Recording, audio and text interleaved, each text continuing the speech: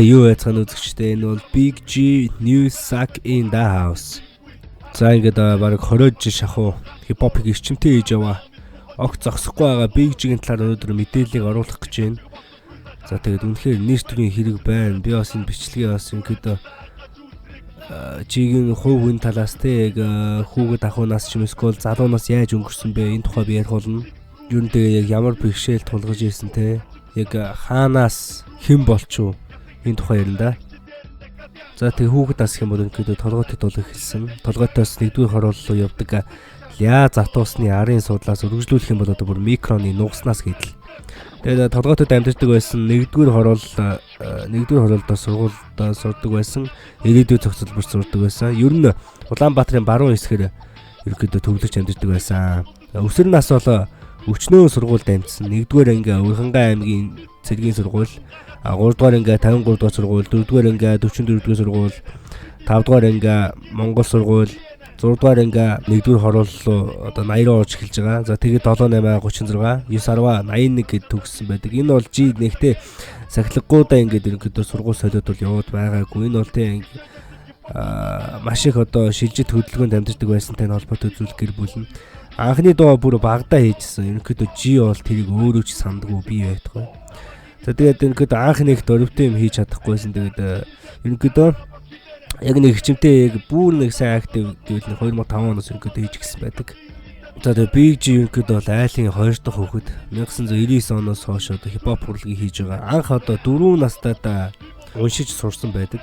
За тэгээд 2 дугаар ангиас бичиж сураад өвөөгөө дуурайж болоо шүлэг өчдөг болсон. Өвөө нь бол бас их шүлэг өчдөг юм байсан. За тэгээд 96 онд хипхоп хөгжим сонсож эхлээд за би энэ шүлгийг хөгжимдэр буулгаж болох юм байна гэдэг санааг анх авч байсан. Ер нь хамгийн ойр байсан хүмүүс бол яг тийм хипхопт хамгийн ойр байсан хүмүүс бол ингээд Big G-тэй Дайн баян хамтлагийнхан байсан. Үгийг одоо энд ингэж тавьдیں۔ Одоо энийг ингэдэг гих одоо анхны одоо мэдгэдэгхүүнийг бол өгчээсэн. Монголын анхны хипхоп цомгийг бол Дайн баян хамтлаг гаргасан байдаг.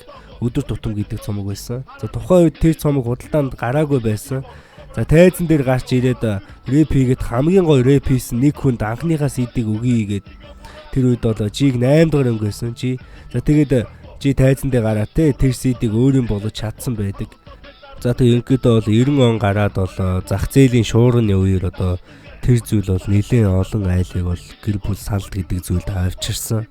За түүний нэг нь харамсалтай нь бол Big G-ийн гэр бүлд бол тохиолдсон байдаг. За түүний аав бол цэргийн офицер хүн байсан. За G-ийн хувьд сургуулаа төгсөөд Excel машинтай халтур хийдэг байсан.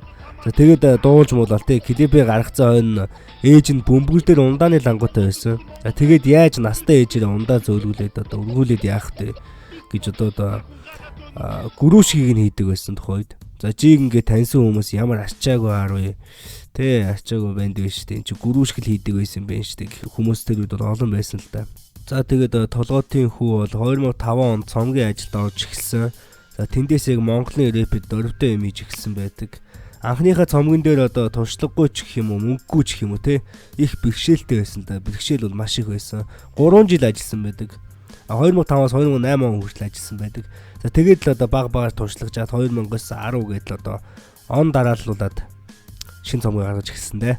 За тэгээд Big G-ийн хувьд бол ямарваа нэгэн цом жуух те өргөмж өвчиг өргөмжлөл медаль шагнал эний тэр юмыг бол хизээж авч байгаагүй.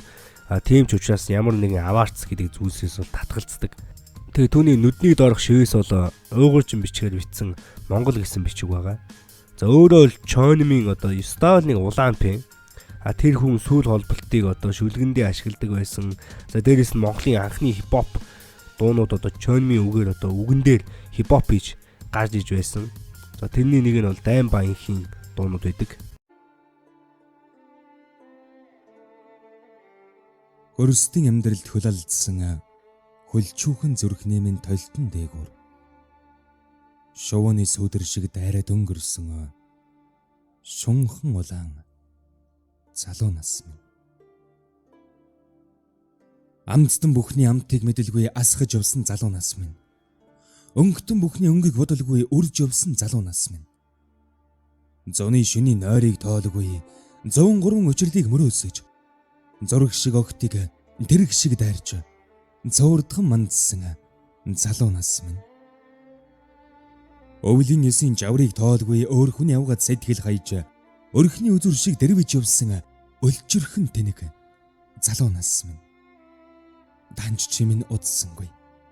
Даавн хүрм савхан бэйли хоёр шигэн дассан салсан годон гизэгтүүд шигэн дардан зам дээр үлдэжээ.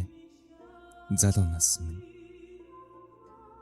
Улаанбаатарын чулуун засамлаар урагшаа хойшоо баруун тийшээ зүүн тийшээ дотоод үйлдвэрийн хүнд шаахаг 7 хоногт дожийлдэж явахтан хүний саймаг зөөдлөжгүй хүүхэд шиг өссөн залуу нас минь. Хүүхний сайхныг таниа нүгүй хөөрзгэн шиг ниссэн залуу нас минь. Ангараацсан нөхөдтэй өдшийн цагаар адуу шиг бэжгэнсэн залуу нас минь.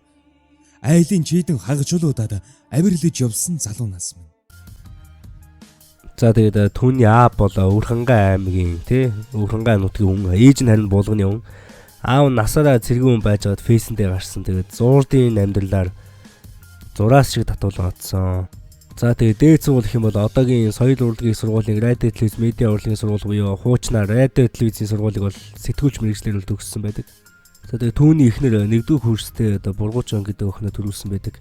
Амьдрал анх зохиож байхдаа ор хорончгүй хэцүү үед бол зөндөө байсан бийгчид. За энэ тэнд очиж дуулж чадахгүй те мөнгө төгрөг болж чадахгүй. За тэгэл энэ тэнд хүмүүс дуудаад 20 цаас үгүй одоо ирээд дуулчих гэхэд яваад очтгол байсан. А нэг өдөр гэрт нь идэж уухан байхгүй юу ч байхгүй те одоо хүн 20 цаас үгүй хорооллын баарн дээр дуулаад өгөөч гэхэд гэтэл нь бол одоо тгийгээл одоо очиод 20к дуулаад за тэгэл гэрийнхээ артлын махны дэлгүүрээс сонины хавирга төмөстэй аваад гэртээ ирээд л одоо чанаад шүлэнд нь будаа ээж идээд инээлдээ сууж байсан үед түүнд бол бишгүй олон би өстэй амьдралыг одоо нойлоос ихсэн залуу үдий хүрсэн хүмүүс нэх мэдэхгүй л дээ тэгээд гоёор яваад ирсэн те ингээл одоо гоёор явсаар байгаа л ирсэн гэж боддог. Тэгээ 2012 онд тоглолт зохион байгуулаад тэндээсээ бол цөм шатаал байр машин банк санхүүгийн барьцаанд за тэгээд өвөө эмээгэндээ одоо эхний хүүхдтэйг очиод толгой орогдож байсан үе зөндөө.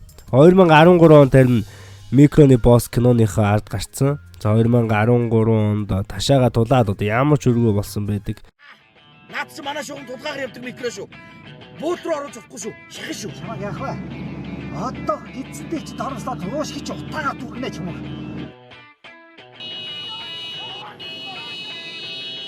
Ачаагүй бай. Ёо чи. Яасуг шүү. Хөксний чи хөгшөө гэж. Маа! Can't stop addicted to the shindig. Chop top it says I'm gonna win big. Choose not to life of imitation. Чиптэр энэ 10 сая төгрөгийг өнөө маргааш хоёр шугамд яваад олно ч үнэхээр байх юм. Халцантай өгнө. Уралдах санал тавьбал.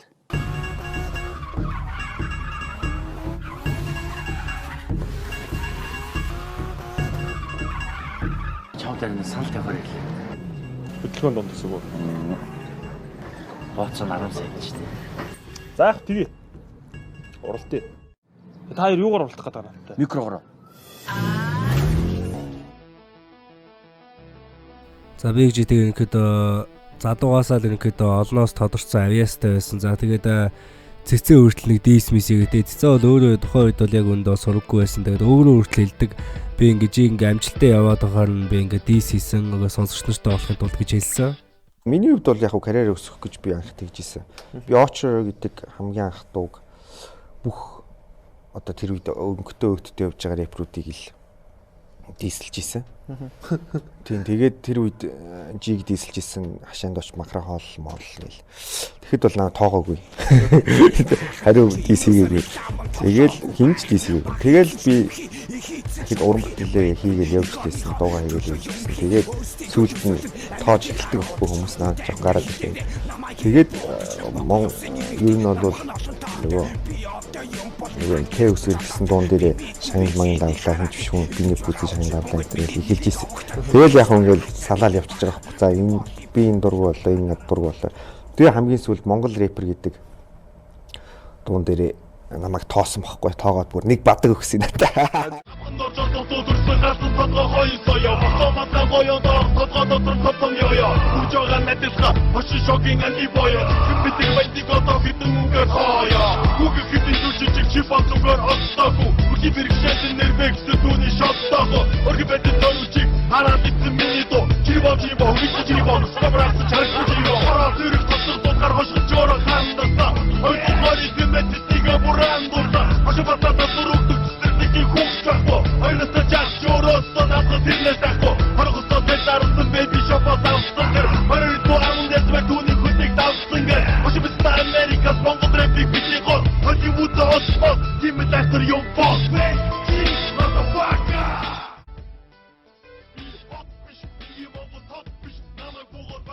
За би тэгээд үүгээр бол цэцэг ямар нэгэн тийм доош ноошны хийх гэсэн бол ерөөсөө байхгүй шүү. Фэнүүд нээлэхэд за тэгээд цэцэг бол ямар ч бүх үннийхтэй зүгээр энийг л хүлээгээд авчдаг ийм л хүн. Ийм л гоё залуу.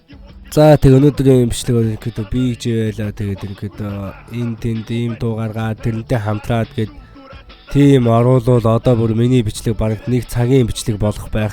Тэгээд ямарсан Монгол рэпинг кинг Big Jig-ийн талаар одоо товч одоо мэдээлэл гэвэл ийм бэ. 20 жил хипхоп хийсэн, баг 20 жил хийсэн.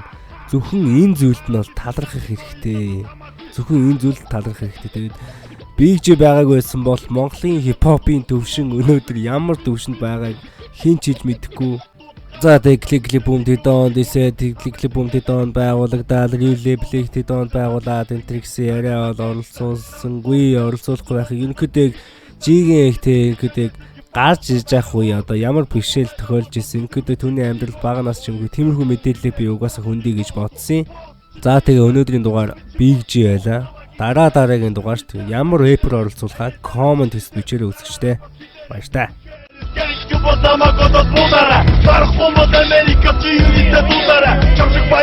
Народ намайг үтэн дүүнэ. Чи түүний мэдэж байгаа. Тэд бидтэй тинүүнэ.